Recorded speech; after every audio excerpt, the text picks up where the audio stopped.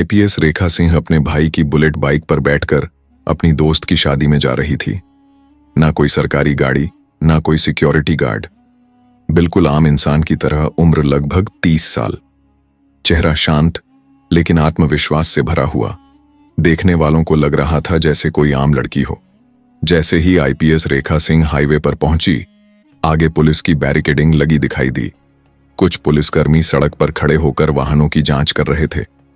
सबसे आगे इंस्पेक्टर अशोक राणा खड़ा था, वर्दी में और पूरी अकड़ के साथ। इंस्पेक्टर अशोक राणा का ट्रैक रिकॉर्ड बेहद खराब था। उसके खिलाफ कई बार रिश्वत लेने और फर्जी चालान काटने की शिकायतें दर्ज हो चुकी थीं, लेकिन उसके ससुर एक बड़े जज थे।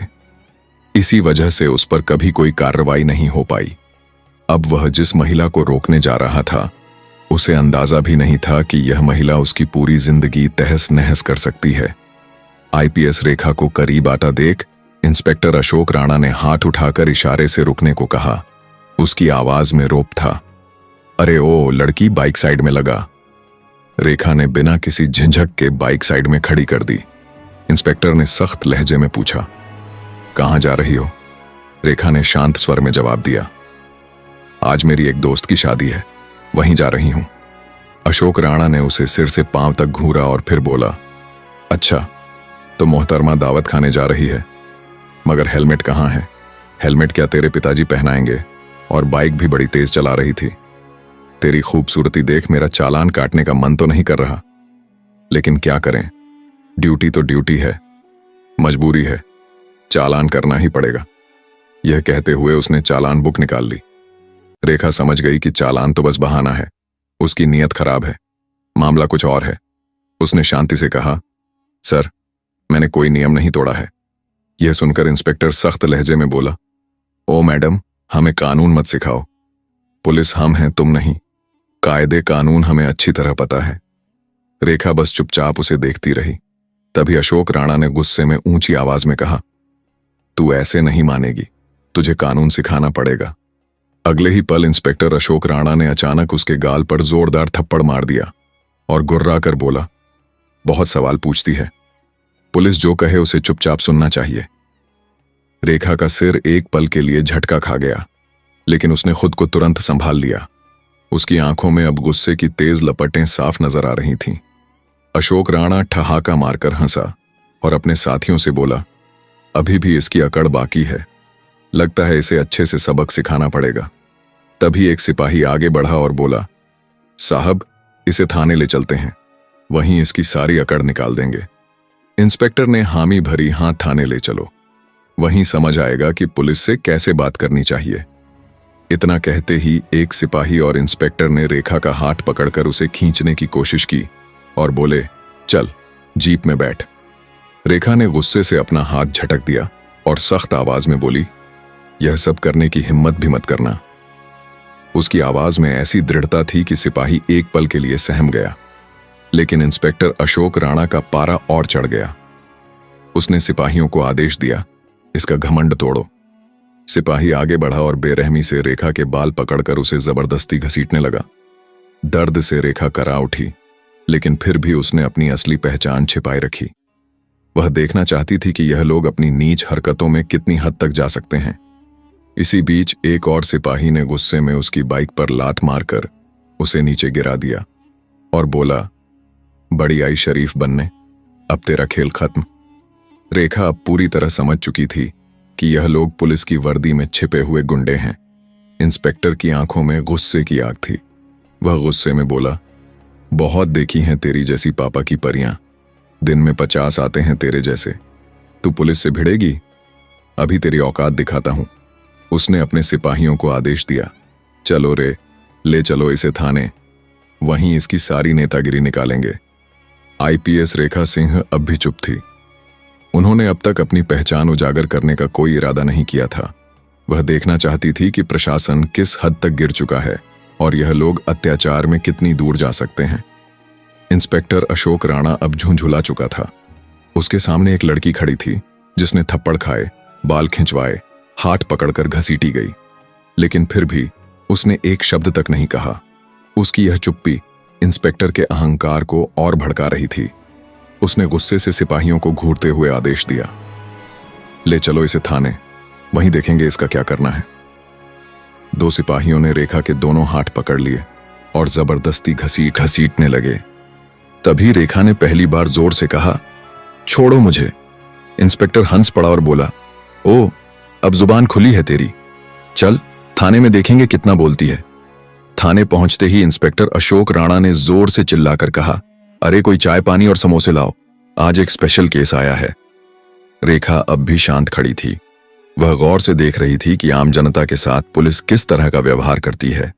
कुछ देर बाद इंस्पेक्टर ने अपने जूनियर को पास बुलाया और धीरे से कहा, सुन, किसी तरह इस पर कोई फर्जी केस बनाकर डाल दे। सिपाही चौंक कर बोला, क्या केस साहब? अशोक राणा ने कहा, कोई भी चोरी, लूट, डकैती, जो भी ठीक लगे, बस इसे अंदर डालना है, इसकी अक्ल ठिकाने लगानी है, सारी नेतागिरी निकालनी है। रेखा यह सब सुन रही थी, लेकिन अब भी उन्होंने कोई प्रतिक्रिया नहीं दी।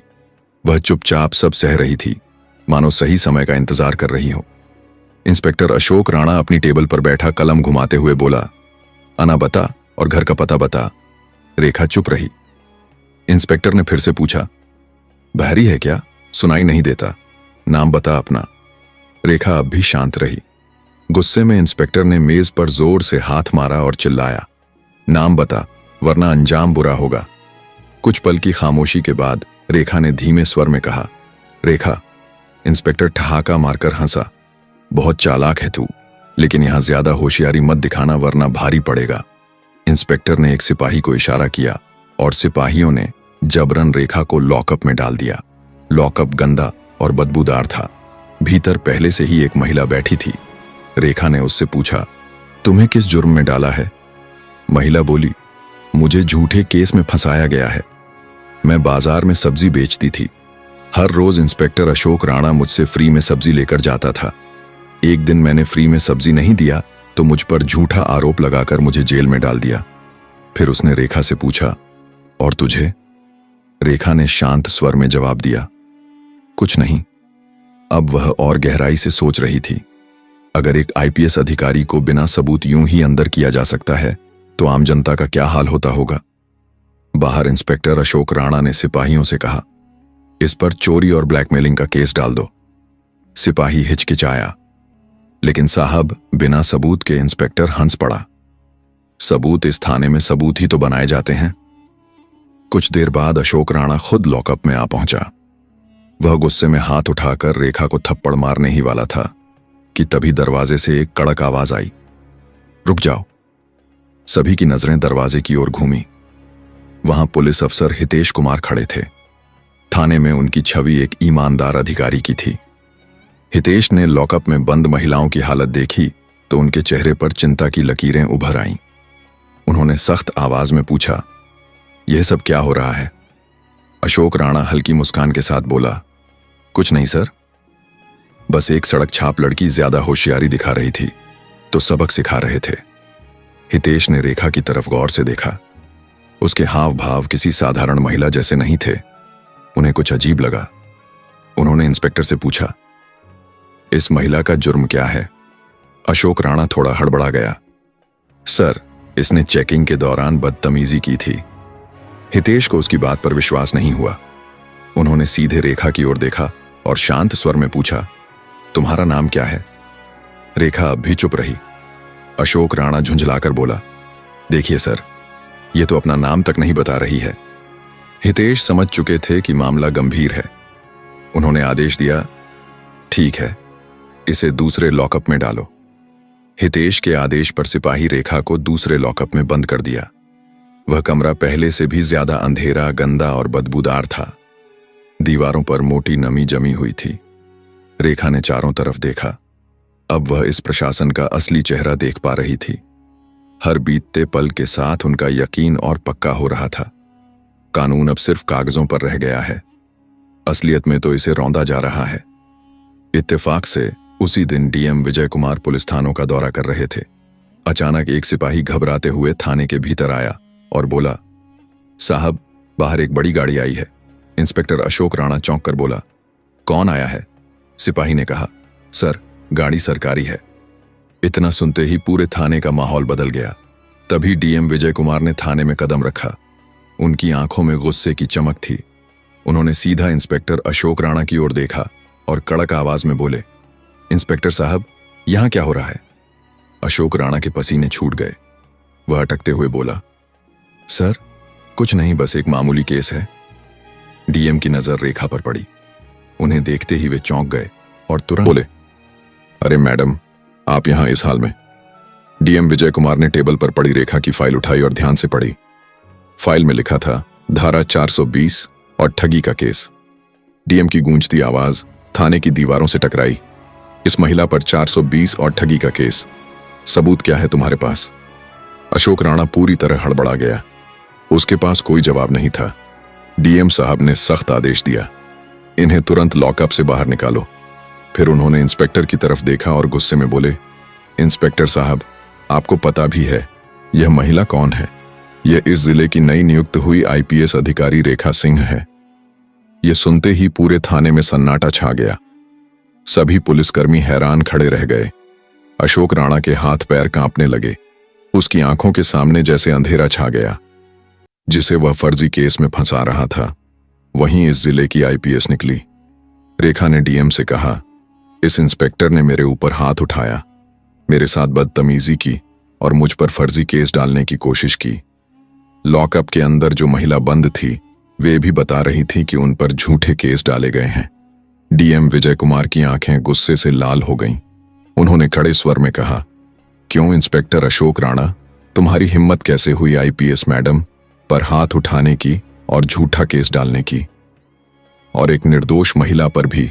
अशोक कुछ बोलने ही वाला था कि तभी पुलिस अफसर हितेश तेज आवाज में बोले, सर, मुझे पहले से ही शक था कि यहां कुछ गड़बड़ है। अब अशोक राणा पूरी तरह अकेला पड़ चुका था। रेखा ने अब अपना असली रूप दिखाया। उनकी आवाज अब भी शांत थी, लेकिन लहजा इतना सख्त कि पूरे थाने में खामोशी छा गई। इंस्पेक्टर अशोक राणा, तुम्हें इसी वक्त सस्पेंड किया जाता है। तुम्हारे खिलाफ विभागीय जांच बैठेगी और तुम पर आपराधिक मुकदमा दर्ज होगा। अशोक के होश उड़ गए। उसके चेहरे पर हवाइयां उड़ रही थीं।